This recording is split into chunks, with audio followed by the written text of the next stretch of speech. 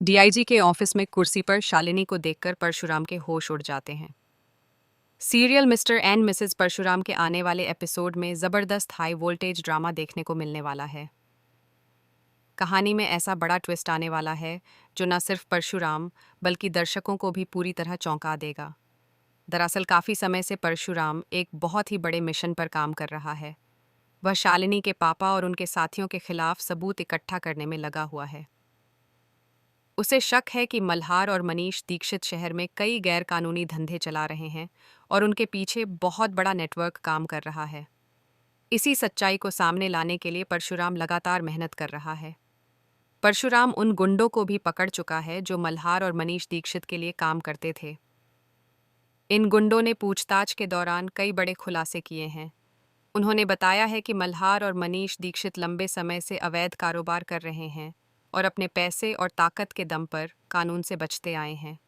इन बयानों के बाद परशुराम के पास अब पक्के सबूत और गवाह दोनों मौजूद हैं।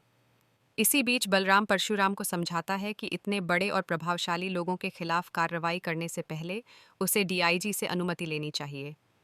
बलराम कहता है कि मल्हार और मनीष दीक्षित इस शहर के बहुत बड़े बिजनेसमैन हैं और उनका काफ़ी रसूख है।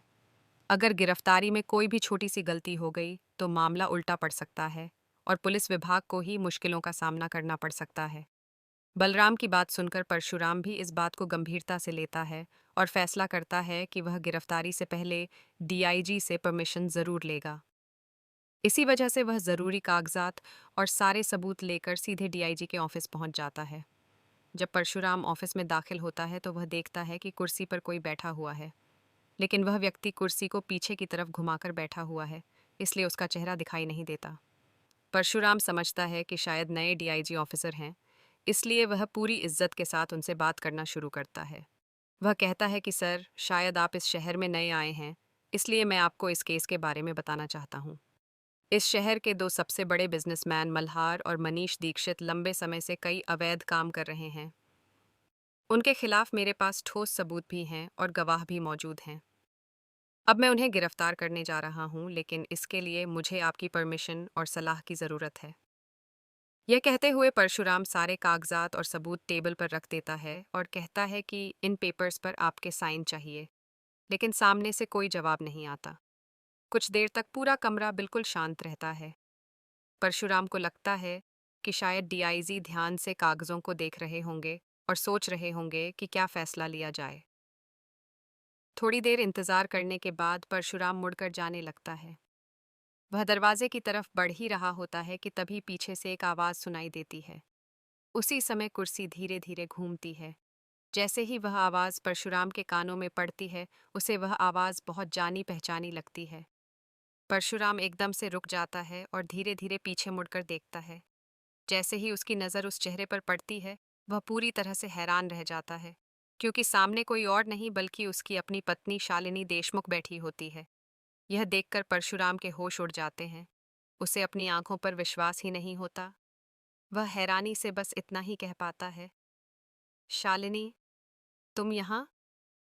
दरअसल कहानी में बड़ा ट्विस्ट यही है कि शालिनी ही इस शहर की नई डीआईजी ऑफिसर है। अब तक इस सच्चाई के बारे में किसी को भी पता नहीं होता, और जैसे ही ये सच सामने आता है, हर कोई हैरान रह जाता है। परशुराम भी कुछ पल के लिए बिल्कुल चुप हो जाता है।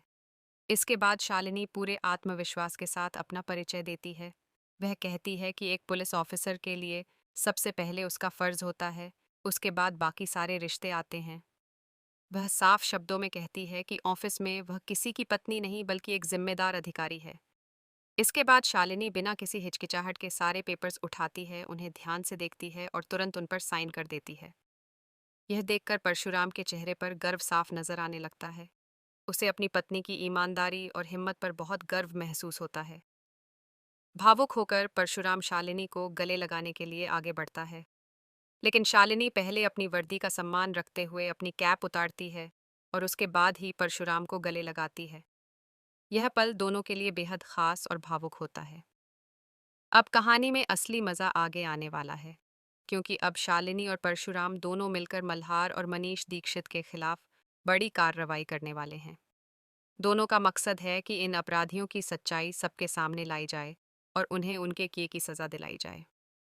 आने वाले एपिसोड में यह देखना बेहद दिलचस्प होगा कि क्या मल्हार और मनीष दीक्षित कानून के शिकंजे से बच पाएंगे या फिर शालिनी और परशुराम की जोड़ी उनकी सारी चालों को नाकाम कर देगी। इतना तय है कि आगे की कहानी में जबरदस्त ड्रामा, ट्विस्ट और रोमांच देखने को मिलने वाला है, जिसे देखकर दर्शकों का उत्साह और भी बढ़ने वाला है।